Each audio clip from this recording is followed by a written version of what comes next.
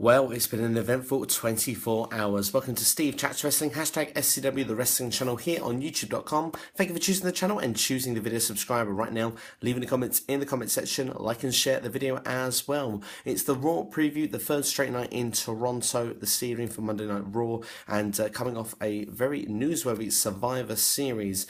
First off, how is it going to react with Goldberg? Now, according to the notes seen for the Raw preview, is Goldberg going to give a farewell? Well, the rumours suggest actually that Goldberg has actually signed a deal with WWE last week, and he's going to be involved with the Royal Rumble next year in the 30-man event. Potentially it could be in the Royal Rumble match, but there is also rumours there could be another rematch with Brock Lesnar on the horizon. Apparently, Brock Lesnar was in favour of this as well, and WWE feel that Brock Lesnar was actually okay to suffer a loss. Now, for anyone that was wondering if Goldberg actually had suffered an injury going into the match, which is why this match was so short, this is not the case. They decided that they wanted Goldberg to be over the same way he got over in WCW. Now, the match lasted a total of 1 minute and 28 seconds. Now, I'm still not convinced if this was the best move, really, because all that hard work, I mean, Brock Lesnar ended the streak. He destroyed John Cena and took him away from the main event scene of what we really knew John Cena. As well as that, he's been undefeated, I think, for something like nearly 3 years. I haven't looked out at the last time Brock Lesnar actually lost a match cleanly by pinfall, but literally to give it to someone who's 49 years old seems almost like it's short-term thinking, and really when you could have established another superstar to take that from Brock Lesnar would have really elevated that superstar and put them onto a new level. It's now been given to Bill Goldberg, and has it destroyed Brock Lesnar? I don't think so, but at the same time, Brock Lesnar now won't be the same beast. I don't think he'll go on another undefeated streak for like 2 to 3 years now. I think he will start seeing Lesnar lose more matches, and we perhaps might get maybe even a different Brock Lesnar going forward, and it could be very interesting because we're used to now seeing suplex after suplex. It could be a bit boring. So, I mean, this could kind of work going forward, but the rumour is that they could have a rematch at the Royal Rumble. We'll have to see if it goes any further from that, but apparently it looks like there could be the rubber match, of course, or maybe not even more rubber match because it's 2-0 to Goldberg. So it'll be very interesting to see what's going to go forward. Will Lesnar finally get revenge on him? We'll have to wait and see, but it seems like there's going to be another match going forward.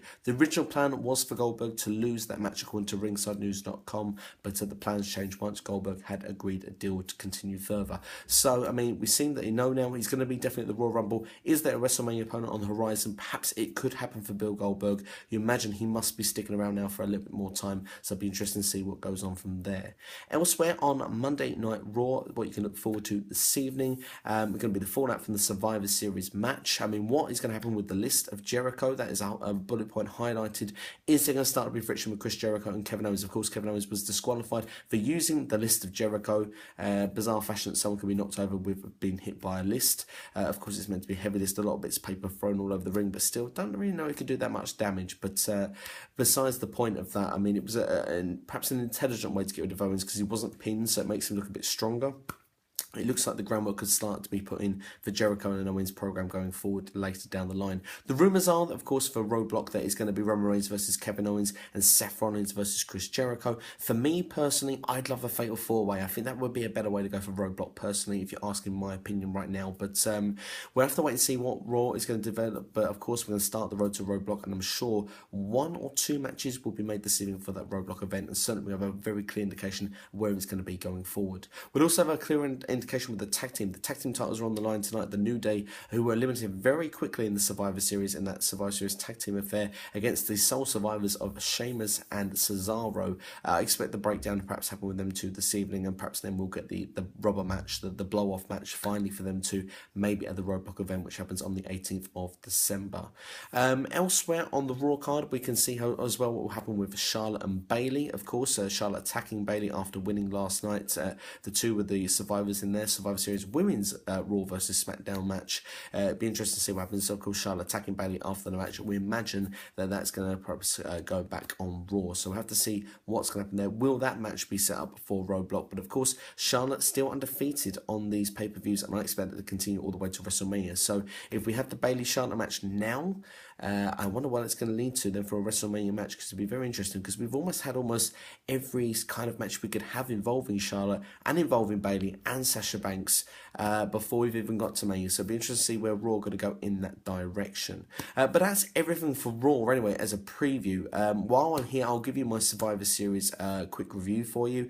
I thought that the event was enjoyable. I will say that I kind of enjoyed watching it. It felt important, and I think that's what I liked about the Survivor Series this year, and that's what made me enjoy it. I was invested because it was important. Looking at some of the decisions of the night, I thought it was a bit strange. I mean, of course, it seemed that the Miz's ending was Sami Zayn, of course, for me was a bit weird. You thought the Intercontinental was going to switch to Raw, but I thought maybe Sami Zayn would actually go on SmackDown, but it just didn't seem to be either. It seemed to be just teasing, kind of like that moment when you kind of feel like you're going to get to do something you really like. Maybe you're going to go on a night out, and then last minute your friend calls and says he's not going, and you don't get to go on it. It kind of felt like that, because I mean, we felt like with the Cruiserweight division as well, they were going to right the wrong, put the Cruiserweights on SmackDown. It didn't happen, but then at the same time, we don't see this sort of hot potato with the championship belts, so maybe the belts seem more prestigious as well. The plans going forward for the Intercontinental title, by the way, just to let you know, according to ringsidenews.com, is that now The Miz, of course, will be keeping the belt on SmackDown and is expected to continue his feud with Dolph Ziggler going into the TLC event. So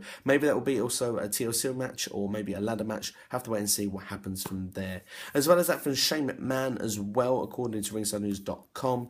Looking at it, Shane McMahon, he of course was unresponsive when he took that big spear from Roman Reigns, which was a bit, it's a heavy blow that moment. It seems that he was actually not meant to be eliminated from the match that way, but when you saw he was unresponsive, that's when he was given the elimination. Shane McMahon is meant to be okay, but unknown if there's a concussion at this time that was suffered at the event. More will be known at a later time, so I have to wait and see if Shane McMahon will be on SmackDown this week. Going back into the Survivor Series, because I was given my quick review and I've kind of gone off track already. Looking at the Survivor Series matches themselves, because I kind of teased there with the other two matches there with the Intercontinental and Cruiserweight titles, kind of weren't a fan of the decisions, but still the matches were okay.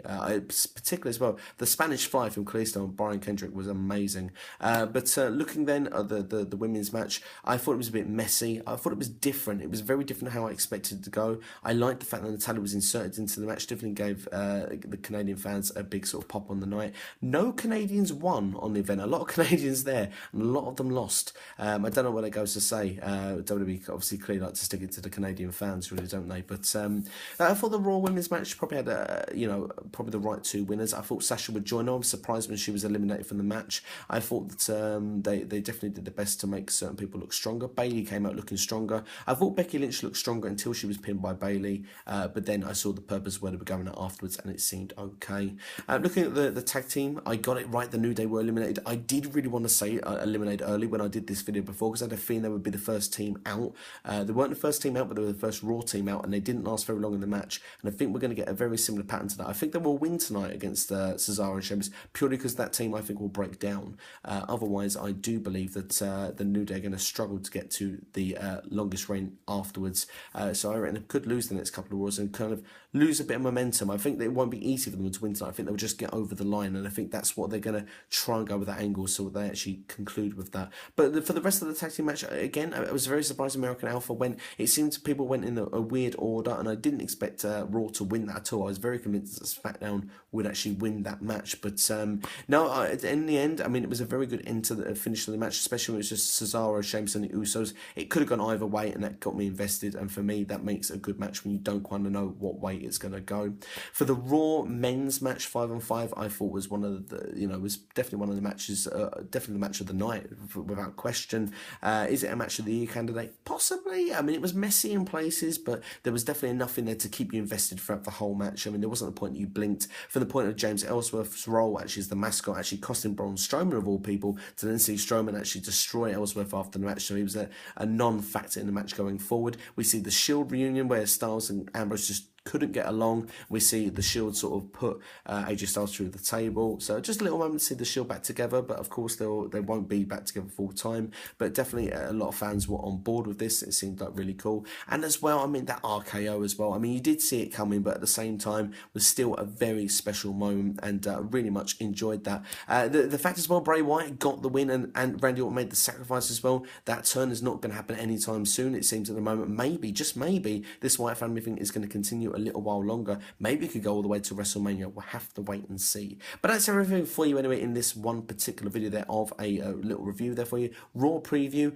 Subscribe to the channel if you haven't already. My full feeling on Survivor Series was it was enjoyable. Look, of course, Goldberg and Lesnar, I should have my little say on that as well. I mean, that match there, you know, I still don't know if it's a good or a bad thing, really, if I'm being brutally honest. I do kind of agree with things that are being said, that maybe Lesnar could afford the loss after so long. I'm not sure it was the right person to give it to, but hey, if we're going to get the match again, you know, Lesnar could then right the wrong the next time. It's certainly got people talking, and that's one thing I would say about this, and that's, I suppose, something that we need in WWE. We don't really get those special moments as much anymore, so the fact is now that you kind of feel a lot of people will be looking going, I need to watch Monday Night Raw, kind of makes it feel that maybe it might have been the right thing to do, because let's be honest, I mean, you know, if Lesnar just won, I think people would just kind of forget about it and move on. So maybe it was the right move after all. I mean, Samoa Joe winning against Shinsuke Nakamura on TakeOver was, wow, what's going to happen next? So maybe this actually turns out it could be really a bit of booking genius. Time will tell on it, and that's all I can say about that. But you've been watching anyway. Subscribe in the meantime, like and share the video, and if you have liked it, please hit that little like button below. Let me know I'm doing something right. You've been watching Steve Chats Wrestling, hashtag SCW, the wrestling channel, here on YouTube.com. Thank you for watching as always, and appreciate your support. I will see you next time.